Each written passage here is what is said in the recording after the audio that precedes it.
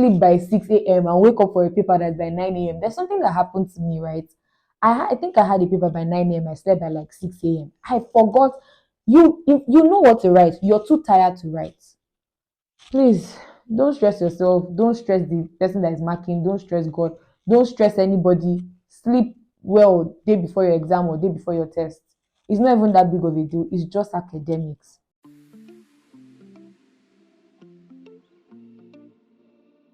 Hi everyone, welcome back to my YouTube channel. My name is Winnie Williams and this is a series called Light in Law, where we basically talk all things law. I answer questions, I teach law sometimes, basically. Now, I have been away for about 2,000 years and some months, but I'm back. And while I was away, I got a lot of questions, and in today's video, we're going to be answering those questions. I've written some of them down. And I think I'm still going to do an Instagram live on Light in Law's Instagram page.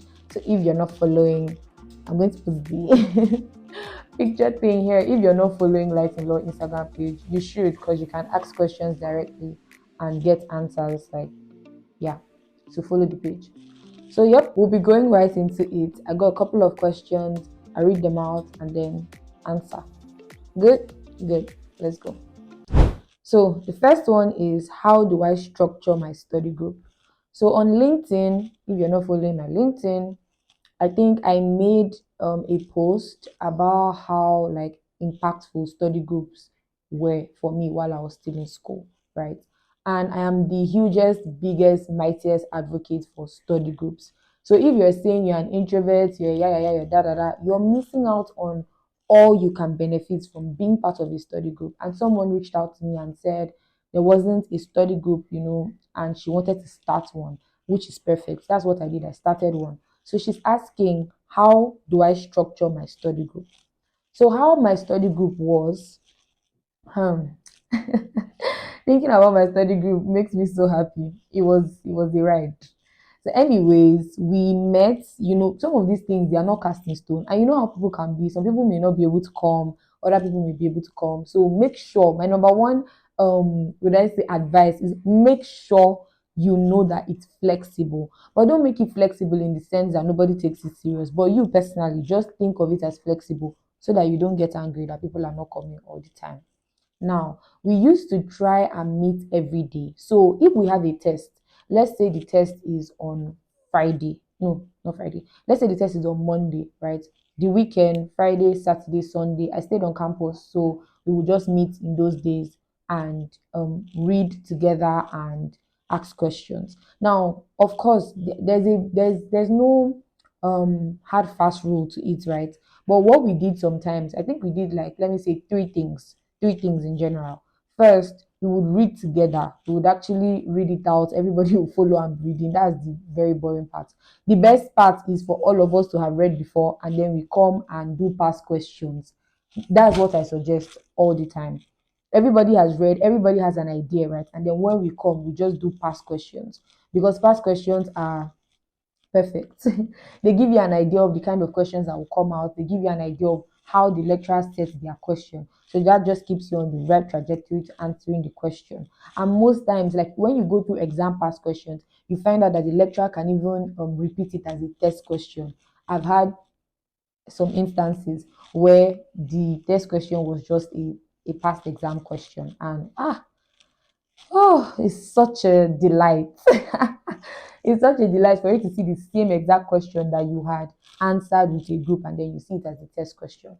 Another thing you can do is to ask random questions. So we had different methods. During exams, sometimes we would read together, other times we would do past questions, other times we just ask questions like randomly. And it's law now, so we'll do things like, oh, what is section this? What is section that? What is section this? And we just go round doing it. So how it started, right? I don't even remember how I even started my whole study group, but anyways, we had a group and we had a calendar. So we had a group, it was called reading group. It was called reading group.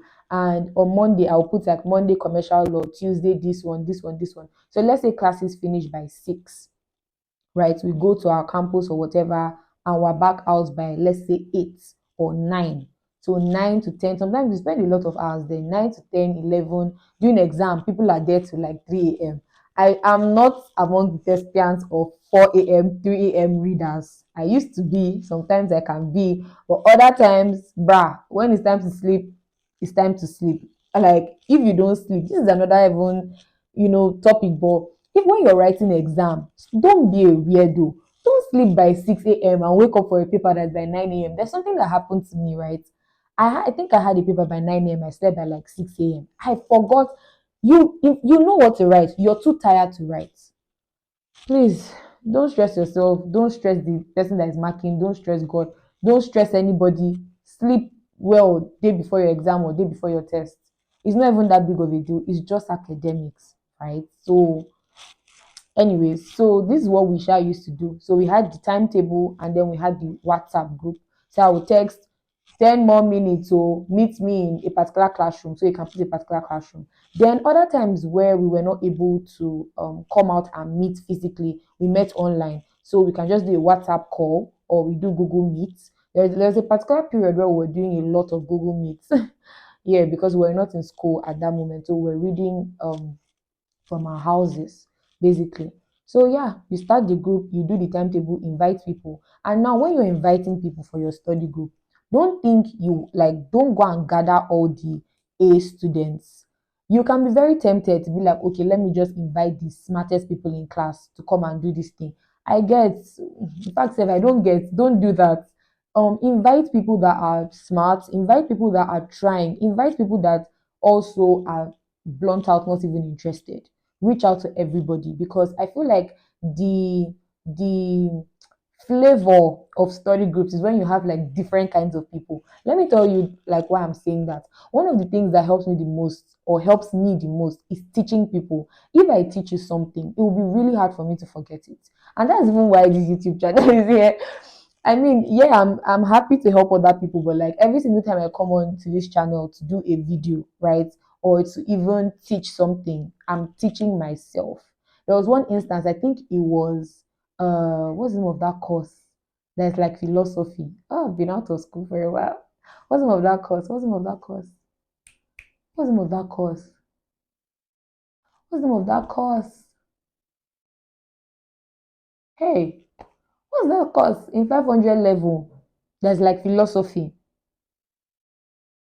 Where's equity coming to my head? It's not equity. Oh, my textbooks are just here. Jurisprudence. Juris, jurisprudence is highly philosophical, so you need to have conversations with people. I remember one time I didn't understand something and somebody asked me to explain it to them. You guys, I don't know, as I was explaining it to them, that's when I understood it. I explained it to them, they got it, I still did not understand it. I was like, explain it to me, I now explained it to them again, then I got it. I don't know the maths that happened, but anyways, I'm just trying to let you know that study groups are like the best, like one of, and it makes studying fun. You're there, somebody says, oh my god, there are times when a particular concept, right?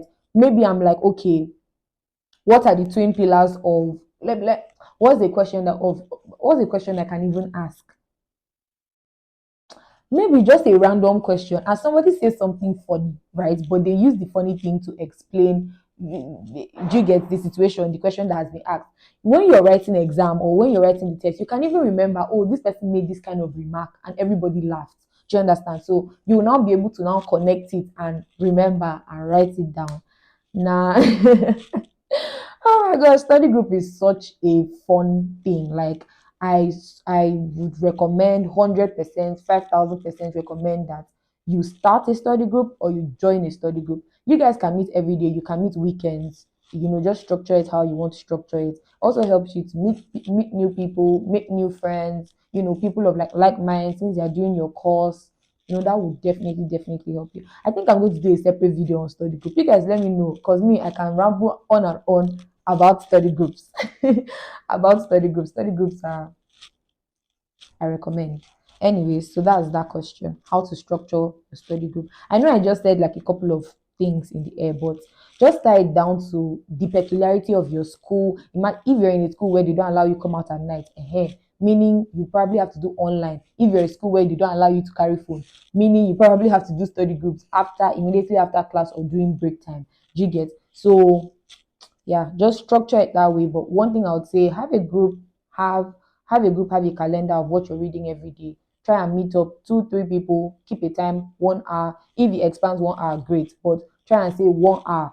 Give them what to read before now. So let's say we're having a jurisprudence test tomorrow. Say you guys, oh, we're meeting this night. Normal students, sorry, but normal students should have already read prior to the test, right? So if you're coming out is to do revision, it will be very weird for us to open the first chapter of the textbook and start with chapter one, and then all of us now start reading together. No, that will be very boring. But it's better when all of us have read, we look at past questions, and then if there's any topic that no we don't understand clearly or we don't know how to answer, then we will just open the textbook. So that's how it was, right? The past questions normally used to direct us. Let's say we're doing commercial law. Yes, let's say we're doing commercial law, or let's say we're doing company law. Company law, I wanted to say. Let's say we're doing company law and we get to a question where they're asking us about meetings, right? And none of us are explaining it well. We now say, okay, let's pause. Let's go back to the textbook. Let's read meetings. Let's read our notes, like that, like that, like that. So, and then even case law as well. Everybody close your book. What happened in, this versus this? What happened in that versus that? What happened in Solomon versus Solomon? Everybody starts to answer. So that's basically how study groups work. If you want to do opening prayer before you start your study group, perfect. If you don't want to do opening prayer, okay, no problem. The essence of it is shall come together and read together. Right. Number two question: how to manage my time in an exam hall. So she explained like 3 hours. I think, yeah, normal typical law exam is 3 hours, and you have like I've forgotten the amount of questions you have.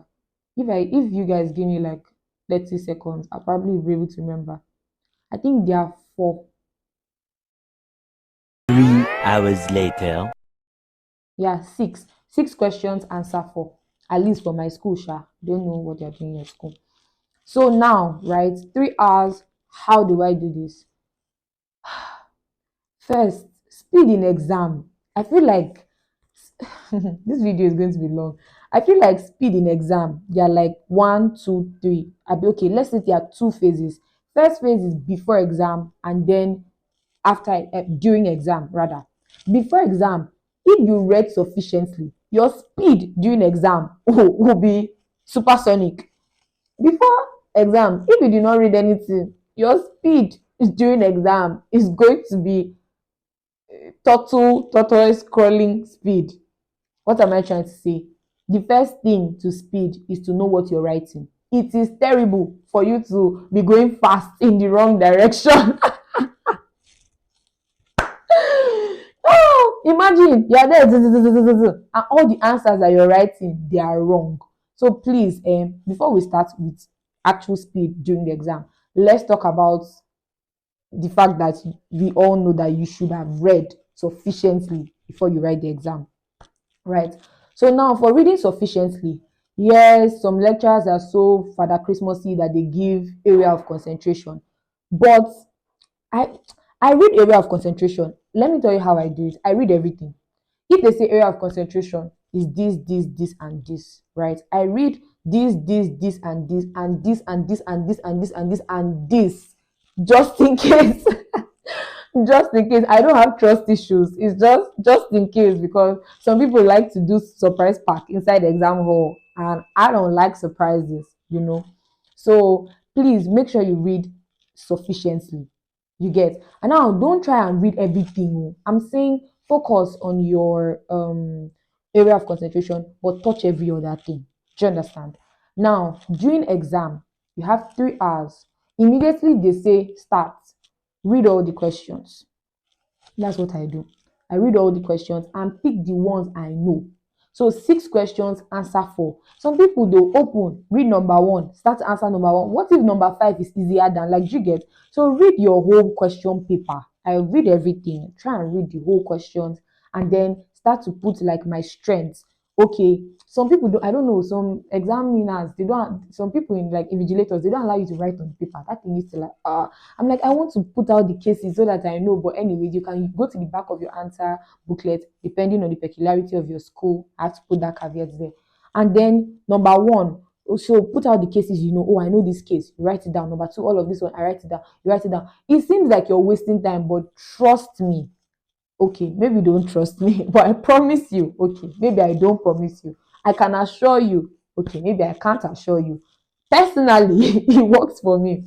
So write down like the cases, sections, all of the things. And mind you, I'm not saying as soon as you sit down, carry your booklet and start to write everything. If they say it's a examination malpractice, I'm not there. What I'm saying is, you've received your question paper, you've received your answer booklet, they've told you to start, read the whole question from top to bottom of the paper, go to the back of your answer booklet and start to say, okay, I know this case, I know number one, I know. Then wait. If I know number one more than I know number two, if I know number two more than I know number three, number four, number five, arrange the four, number six, arrange the four best ones that you know that, okay, I can answer these ones, there's not going to be any hiccup. Then start answering. Some people will be like, if you don't know the answer, skip it. I don't like that thing. I like to give my lecturer like sequence. So if there's 1 to 6, I answer. If I'm answering two, 4, 5, and 6, right? I answer it like 2, 4, 5, and 6. No, I'll answer 5, then I'll not answer 2, then I'll not answer. That thing is to make me. So just start with like the earlier one that you know, and then let the numbers go that way, right? Whew. So during exam now, face your paper. Face your paper when you're writing. You have 3 hours. You see, by God's grace, thank you, Jesus, right? Cheating is so unnecessary. I don't know how else to explain it. Cheating is very unnecessary because, at least during law exams, in general, really, you go and turn and ask somebody. It's not objective. Even if it's objective, how do you even want how how do you want to cheat during law exams? Like, so the person is going to tell you Solomon versus Solomon, the principle was this, and the invigilator will just stand there and be watching drama. Like, it's too long for you to even explain. The best thing to do is to read. It's too long. Do you understand? Anyways, besides the point. So face your paper. That's what I'm saying. And start answering. Use IRAC. Use IRAC. Come closer. Use IRAC. IRAC. I've done a video. If you are watching this video and you're like, what is IRAC? Go back. Go and look for the IRAC video. IRAC is issue, rule, application, conclusion. Analysis, application, conclusion. That gives you speed. Whoever created IRAC, God will bless them, because it gives you speed. All you have to do, read the question, remove the issue, list out all the rules applicable to that issue, analyze it, and conclude. How long do you want to take on that? Issue is not even more than, sometimes it's not used to pass 2 lines. Where rules, okay, maybe you can have some rules, and then analysis. Analysis is the long part, right? Now, remember I said that there's before this speed aspect and during the speed aspect. Another thing you should learn is how to communicate your points easily. How to communicate your points easily. Look, I've said it and I've suggested it a couple of times. Go and get textbooks that they do question and answer and read how they are answering the questions. See how it's systematic. Sometimes you know what to write, but your mind is all over the place. You've started with this point already, then you jump, and then like the thing is not even, let it be like synchronized. Let it be there, like, okay, after this is this, after this is this, so that it can help your examiner to also give you good scores. Don't be anxious. Don't come and be doing sweating. You're writing the exam, your palms are sweaty, your pen is falling out of your hand. We don't do that here. Scripture says, be anxious for nothing. We don't do that here. Breathe in, breathe out, open your booklets and write.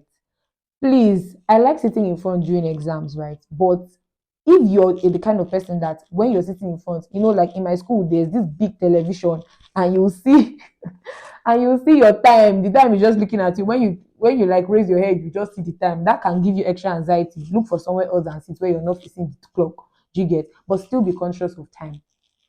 Don't write, don't be slow. And you see, one thing that we do as students, number one question that you're answering, you take time.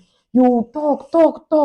By the time you get, this thing happened to me. By the time you get to question 4, no time. You have what to write, oh, you don't have time to write it. See, let me tell you, this time management thing, you have to pray and then you have to be alert, you know. So, as I was saying, make sure you know how to express yourself. It's not during exam. You now come and be thinking, "Ah, how did they used to spell? Oh my gosh, how did they used to spell? What was that this thing again?" All of these things will be slowing you down. So, when you're reading for exams, write. Some people say they open book like this, I'm reading, no writing. Ah, hmm. You can't be serious. If you're well, maybe there are different reading methods, right? And I'll get to that as part of the question. But I prefer to write because when I'm writing, I'm also expressing myself. I'm learning how to express myself faster. Please don't just open like textbook and just read like this. Like even when you're doing Bible study, anything like it's good to write your own thoughts, like your own understanding. It makes you to remember faster. No wahala. So that's how to manage your time in exam hall. Make sure you learn how to be expressive, before the exam hall. So try and practice that while you're reading. Number two, be conscious of your time. Be conscious of your time, yes. Number three, face your paper. Face your own paper. That time that you used to do you would have written one or two reasonable things down. So please face your paper. What else is there? Don't sit in front of the time if you be anxious or whatever. Breathe in, breathe out, like, and just arrange. Okay, also we said arrange the answer based off on the one you know best, right? We said that as well. Now, number three, is it compulsory to buy all the textbooks? Well, hmm, okay, so it's not compulsory for you to buy all law textbooks. But my lecturers always used to tell us like it's good to build your library. It's good for you to have these books. And I've also seen it as well. Like I can always go back to the books and read it again. So, but buy if you have the money to buy the textbook, I suggest that you buy the textbook. If you have the money to buy textbook, buy textbooks. If you do not have the money to buy textbook, then you and the library, you guys have to be best buddies. And I pray that your school allows you borrow textbooks, and be sure to return it back. Don't steal it. Be sure to return the textbooks if you borrow them, right? So not compulsory for you to buy all the textbooks. And sometimes, like, you can even have two textbooks on one course. For example, I have a legal method textbook by Ese Malami, and I have Province of Legal Method, which is another textbook. So sometimes like that, I just like there's also Introduction to Legal Method by Abiola Sani. So just the whole collabo of the whole thing gives you broader understanding. But of course, if you don't have money to buy three textbooks for just one course, buy one textbook and then you can consult the library. Or if you don't have money to buy any textbook at all, consult the library. But please, by all means, read textbook. Okay.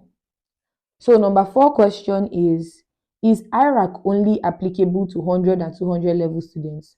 No. IRAC is applicable to even 45-year-old lawyers. IRAC is not just applicable to 100 level and 200 level students. That's how you're going to be answering questions till 500 level. You'll be using IRAC. If it's not an essay question rather, you'll be using IRAC. If it's a problem question, IRAC. So please, after 200 level, don't carry IRAC and throw inside the dustbin. You'll still be using it. So no, it's not applicable to only 100 level and 200 level students. Please, how do I manage time as a final year student with different responsibilities? This should be another video on its own. How do I manage time as a final year student with different responsibilities? So when I was in final year that year, okay, when I was in final year, I think I had school, I had law clinic, I had church, basically, and life, maybe social life. I have social life. Just this, let's say church, reading, school, projects. Project, church, reading, project has to stand on its own, and then maybe social life. My social life, well, anyways. So now, how do you manage time? You have to make time for things that matter, especially when it has to do with spirituality. So church, church prayer, all of those things. Don't remove time from them, because anytime we're looking for how to remove time, the first thing is let me remove time from church. I don't know why it happens that way, but we always think, okay, let me remove time from church and then every other thing will be okay. My sister, my brother, it's not gonna work. Don't allow the enemy to deceive you. Now, you need to be selective with the things that you can do, the amount of things you can do. If you're in the law clinic, for example, my school in final year, they don't even disturb anybody in final year, like not like disturb, but like they know that okay, this person is really busy at this period. So you will not be as hands-on in the law clinic as you were before. They even give we had ESCO positions before we got to final year. They relieve us of our duties as ESCOs and we're just normal members. But if your school doesn't do that, maybe suggest that to them, that look, I love the clinic, it has my whole heart, but I need more time this period, right? Don't be scared to say no. If you know you don't have time to accommodate something, and somebody is asking you, oh, can you escort me? Oh, I want to go and buy food. You can use that 5 minutes to sleep. Please just tell them like, oh yeah. I mean, certain times you should go. If you're disposed to go, you go. But if you can't go, you can't go. Don't feel bad. Don't feel like you have to make up for it. Don't feel anything. Just be like, oh, I have to wake up to read at this time. I would like to just take a 5 minute nap. Is that okay? Sleep. Your phone is the enemy. Okay, maybe a little bit too harsh, but scrolling has to be. I think at some point in final year, I think I had to delete Instagram. Just so that the time I used to just do 5 minutes scrolling, let me do 5 minutes looking for materials that will help to support my project so that I can pass. You know that kind of thing. So cut out on the excesses. Cut out on the excesses. Another thing too is your time. Like maybe for me, after church, I would normally like stay around, stay, and just like talk to people and stuff. But during final year, I had to reduce that. So I just be like, oh, sorry, can we pick this up? You know, and then yeah, we'll just pick it up another time. If it's somebody is trying to tell me about how they want to give their life to Christ, we're not picking up anything. No, we'll do that talk. We must finish that talk. But if it's maybe something more light-hearted, like, oh, I don't know, something that's not as weighty as salvation, we can reschedule. And it's fine if we can reschedule. It's okay if you're busy, you're in school. Do you understand? Like, don't allow anybody make you feel guilty, like, you're always in school, that's kind of why we're here, you know. So yes, you have to learn how to say no. Yeah, when you need to say no. Sorry, I can't come, sorry, I can't make it. And yeah, that's just what it is. Now, don't go and be saying, sorry, I can't make it. And then instead of using that time to now even do what you're supposed to be doing, you now use it to do what you're not supposed to be doing. You just shot yourself in the leg. Nobody will shoot you in Jesus' name. But you get the point. You get what I mean by that. So when you're telling them, sorry, I can't make it, that's the truth. You can't make it. In your final year, you have projects and some other things, right? Another thing too is asking for help. Please don't feel like you have to do everything alone. If you're in chapel, right? Let's say you are the Bible study secretary, or the somebody that's doing Bible study. Where is your assistant? Tell your assistant to please help you with some certain things, you know. Yeah, basically it's just asking for help, knowing how to say no, and prioritizing the things that are priority. God, your projects, and then other things can, like, come go under. Discipline. Discipline. You're going to have to tell yourself no. Oh, it's Friday, let's just watch a movie, let's relax. No. There's something we did that, well, yeah, there's something we did in our study group. I called it concentration room. So every, let's say Friday, I think I'll be Saturday or Sunday, we all bring our laptops. These are people that are writing project. Oh. We all bring our laptops into a room, and then I used to seize their phones. Let's keep their phones away, and then we work on our project. And then you see people in chapter 4, you are still doing introduction. You will not write project care. So that just motivates you to like do more. Do you understand? When you see somebody going to the library and all of that kind of stuff, use every time that you have. If you need to wake up earlier, please do wake up earlier. But in all of this, one very major thing that we always do is to leave God out of it. You say, okay, I remember one semester, that's a story for another day. I said, oh, I know what to do. I know the systems. I know the structures. I have the schedule. I was thinking, You know this kind of when you're sinking, when you're drowning and you have swallowed plenty water. God had to come and be my lifeboat. So please don't think this is mental, okay, just da da da da da. I just have to do this. I just have to do this. You're not going to be able to do it by yourself. Pray, tell God, ask God, please, I need wisdom, I need help, I need speed, and I need favor. You need favor more than ever before. You need favor more than ever before. So make sure you ask God, make sure you pray. Don't come and think that five steps to this, five that to that, right?